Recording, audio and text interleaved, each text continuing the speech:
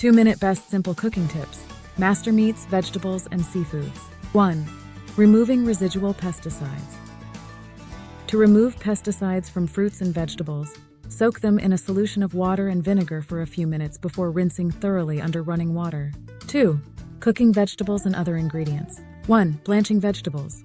Hard root vegetables should be blanched. Start from cold water to soften them. Tender leafy greens, on the other hand, should be blanched in already boiling water to maintain their nutrients and texture.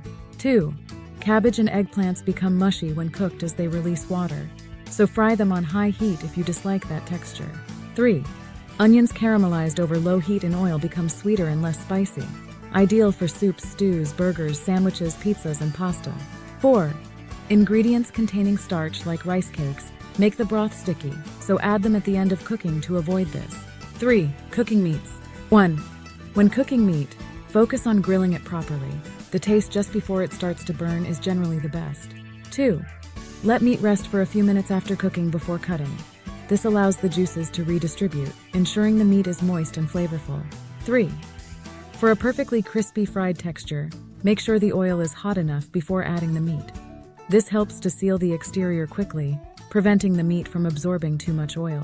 4. Cooking fish and seafoods. 1.